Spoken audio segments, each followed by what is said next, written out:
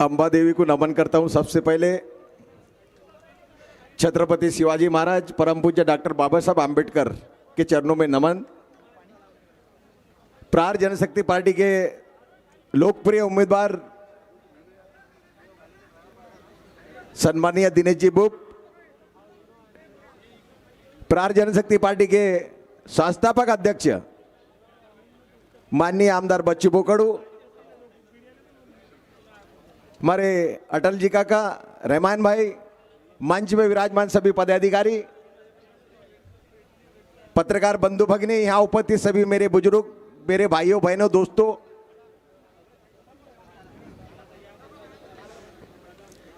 मेरी सोच है और मेरी अनुभव है, जहां धुआं निकलता ना तो मैं समझ जाता हूं कि अंगार लग चुकी है। और आज के सभा को देखते हुए ऐसे लगा कि अब धुआं नहीं, अब अंगारी दिखेंगे। दोस्तों, कल बच्चों ने कहा, बच्चों से पूछा कुछ अपने कार्यकर्ताओं ने, भाव फिर अपने प्रचार सभा में कौन आ रहा है? भाव बोले कोई नहीं आ रहा। काय के लिए होना? वो आएंगे, भाषण देंगे और चले जाएंगे। बाद में क्या है? हम हैं, हम आएंगे, हम भाषण देंगे, हमको फोन कर, हम तुम्हारा काम करेंगे। वो करेंगे क्या? आएंगे और चले जाएंगे। आज हम हमारे प्रहार जनशक्ति पार्टी को हम कैसे बढ़ाएंगे? हम चुनाव कैसे जीतेंगे? दोस्तों, हौसला बुलंद होना, हौसला बुलंद होना। ये पैसा, ये हेलीकॉप्टर, ये गाड़ियां कुछ नहीं भाई। काम करने वाले के पीछे जनता है। मैंने आजमाया हूं, 10 साल मैं खाली बैठा था, 10 साल खाली बैठा था, लेकिन जनता का साथ छोड़ा नहीं, जनता का सेवा करने छोड़ा नहीं। आखिरी टाइम पे बच्चू भाऊ बोले, राजकुमार जी अब मेरे सिवाय पर्याय नहीं। कब्बसी होना क्या? मैंने बोला अब कुछ है ही नहीं तो कब्बसी दे दो। कब्बसी से उतरे ना भाई। और बिल्कुल अपने जो जितने भी कार्यकर्ता थे, उनके दिलों और दिमाग में इतना तय था कि अपनी हार निश्चित है, तय था। लेकिन मेलघाट के जनता ये काम करने वाले के पीछे है। हमारे मेरे चुनाव में भी धारनी में हेलीकॉप्टर उड़ा, दिल्ली का नेता आया। हमारे मेलघाट वाले को बहुत अनुभव है। वो सिर्फ हेलीकॉप्टर देखने जाता, वोटिंग करने नहीं जाता भाई। और उसके बाद बच्चू और मेरी सभा हुई। हमारी दोनों की सभा होने के बाद में 5 दिन के बाद में मतदान हो गए। 2 दिन के बाद में रिजल्ट आ गए। मतदान चालू है। उस समय मैंने बच्चू भाऊ को बोला, तो बच्चू भाऊ मैं तो 25,000 के लीड से चल रहा हूं। तो बच्चू भाऊ बोले 25,000 वोट मिलेगा? मैं आगे 25,000 से। रिजल्ट आए तक 42,000 पार कर लिया मैंने। आज बच्चू भाऊ एकदम जमीनी स्तर से काम करने वाले हैं। चाहे वो रुग्ण सेवक हो, वो अपंग हो, हम सबको मालूम है, पूरे महाराष्ट्र में छाए हुए हैं। और सबसे मेन बात कि जो अपने हिंदुस्तान में जो मंत्रालय नहीं है, वो मंत्रालय अपने महाराष्ट्र में दिव्यांग मंत्रालय, मंत्री पद के दर्जा, आज वो अध्यक्ष है उसके। ये करके दिखा देना ये सादे लोगों का काम नहीं। आज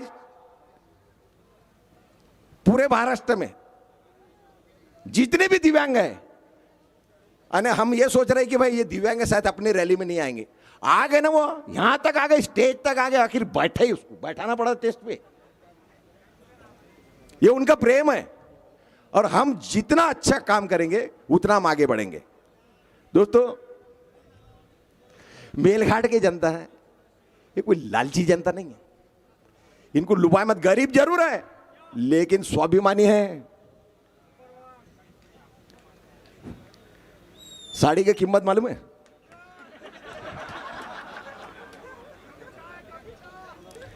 अने किसी समाज को हम कुछ दे रहे तो कुछ अच्छे दे।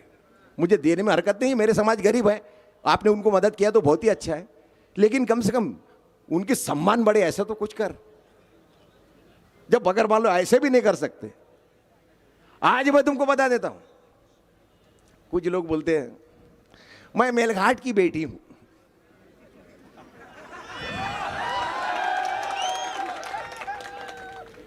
धोलिया कोरकू की लड़की है क्या?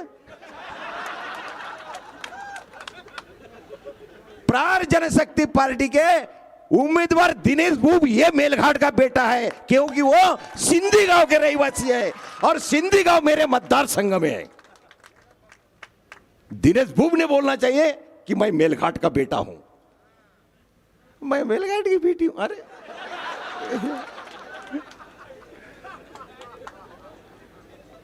हम कुछ अगर मान लो बोलते समय कम से कम इतने भी ध्यान देना चाहिए कि मैं क्या बोल रहा हूं क्या नहीं बोल रहा हूं। है अरे जो काम आपने किया वो काम का आप श्रेय ले। हमको खासदार से एक ही अपेक्षा है कि केंद्र के एक आदि आदिवासी की योजना होगा। हमारे लोग, आप सबको मालूम है, धारनी चिकलदरा के हमारे मजदूर वर्ग ज्यादा है, वो हमेशा प्लान होता है।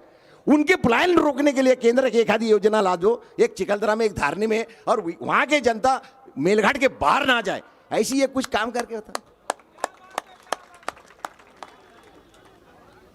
2 लाख के काम के उद्घाटन करने जाते। 2 लाख के काम हमारे यहाँ के सरपंच भी नहीं करते। वो चपरासी को बोलते तू ही काट ले रेबिन। अरे काम कर तो ऐसे करोड़ के काम का, खासदार ने करोड़ों के काम के लोकार्पण करना चाहिए, आमदार ने लाखों के काम के लोकार्पण करना चाहिए। ये उसके कम से कम टेंडर से भी रहेंगी। हम तो बिक डाले उसको। अरे हर काम में, कोई भी काम में चले, काम कर, निधि ला, विकास कर, और सबके साथ में संबंध अच्छा बनाए के रहा है तो हम आगे बढ़ सकते हैं। आज ईमानदारी की बात बताता हूं, आज तक मुझे एक भी फोन नहीं आया भाऊ तुमने गलत व्यक्ति को उम्मीदवारी दिया, ऐसा एक भी फोन नहीं आया। इसका मतलब क्या है? इसका मतलब धुआं निकल रहा है, वो बराबर है।